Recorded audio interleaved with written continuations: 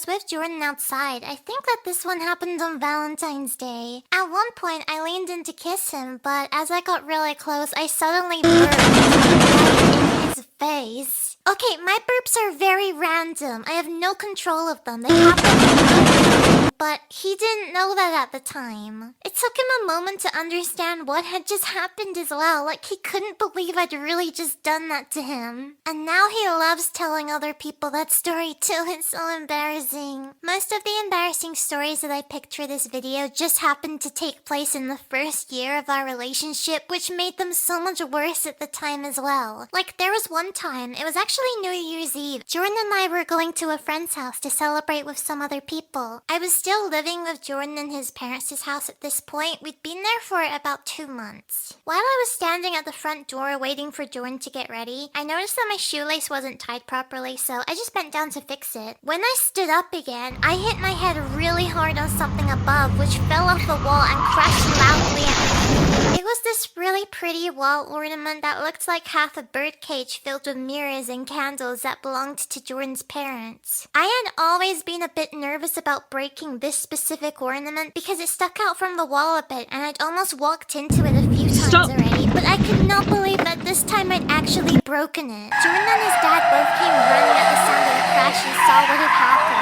I just started crying because I felt so bad. I just kept apologizing over and over, and Jordan's dad was trying his best to reassure me that it was okay. He said that I'd been thinking of replacing that ornament anyway, which I'm pretty sure he was just saying to make me feel better. It was so awkward. Even after leaving the house to go celebrate the new year, I couldn't stop thinking about it for the rest of the night. Oh no! I'd like to imagine that while everyone was doing the end of the year countdown, all excited, the image of you potentially destroying a family heirloom was just playing on loop in your head like a bad war memory. I'm glad they were chill about it though. Okay, Emmy, let's hear your story. Alright, so funnily enough, my embarrassing moment is also involving my significant other's dad. So this moment happened when I was visiting Ditus in the summer and meeting his parents for the very first time. Big moment. As you can imagine, kind of intimidating. I was determined not to make a total fool of myself, and honestly, things were going really well. They were super nice, and they had a really cute patio where we could eat and enjoy the summer air. Separating the patio from the inside of the house was this sliding screen door. You know where this is going. So while we were setting up for lunch, I'd picked up one of the plates and headed to the patio outside. And I don't know if maybe my head was filled with nerves or if I was too excited to eat to pay attention, but I immediately slammed right into the screen door, thinking that it was already open. When I turned around to see if anyone had noticed, Ditus's dad was staring right at me, and he just says, "You know, people usually open the door first." He had a good laugh about it though, so I'd like to think I still made a good impression. I'm glad I'm not the only one who had an early embarrassing parent story. It's so hard at the time because all that you want is for the parents to like you, and then stuff like that happens to us. I've got this story which I think is the most embarrassing thing that's happened to me in front of Jordan. So we were driving home together from a little trip that we'd just been on. We actually went to the Opera House in Sydney to see a Harry Potter orchestra of the second movie. It was amazing. They played the whole movie and there was a full orchestra playing along to it. We had the best time. But anyway, we were on our way home. It was just us in the car having fun. So it stopped a bit earlier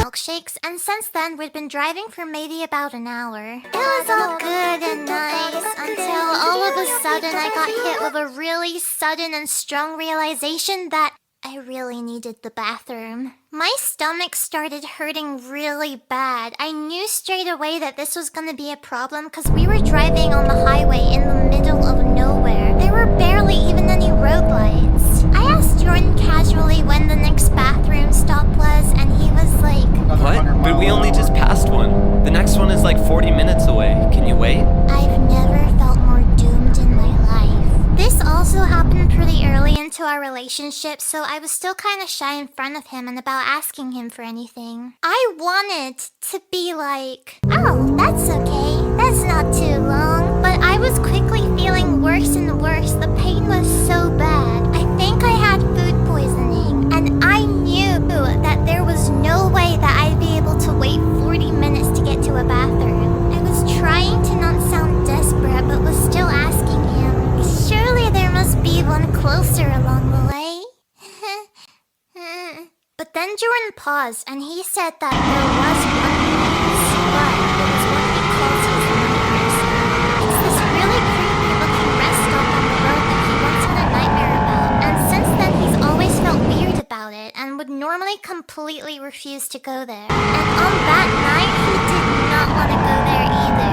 But at this point, I remember I was just groaning in pain. If you ask Jordan about this story, he says that he literally felt like I was in labor and he was taking me to a hospital. And I didn't want to alarm him or anything, but I had to tell him the truth, so I kept telling him that I couldn't hold it any longer. And he was just like, "What do you mean you can't hold it?" It was so embarrassing. I think it really surprised him how dramatic the situation seemed. He said it felt like a life or death situation. It is a life or death situation. I would have been like, "Hey buddy, it's either the creepy rest stop or your passenger car seat. You decide." I mean, at that point, I would have taken a roadside bush. Every time I'd ask, Jordan would say, I can only drive so fast without breaking the speed limit. He kept looking over concerned as I was just huddled over by the car window just breathing deeply. But we did make it to the stop, and okay, it really does look creepy at night. Like, normally I feel like I wouldn't want to stop in a place like that either, but...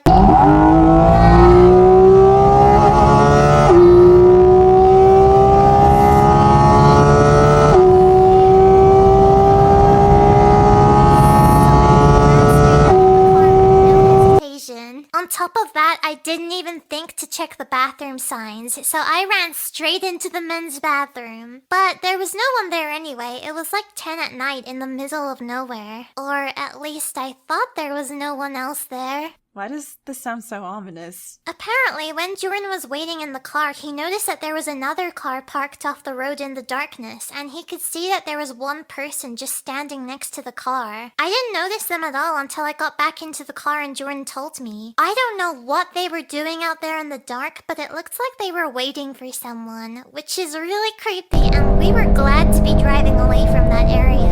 As a fellow full bladder in the middle of nowhere survivor, I commend your bravery and fortitude. This is exactly why I'm a firm believer of peeing at least 3 times before embarking on a long car ride.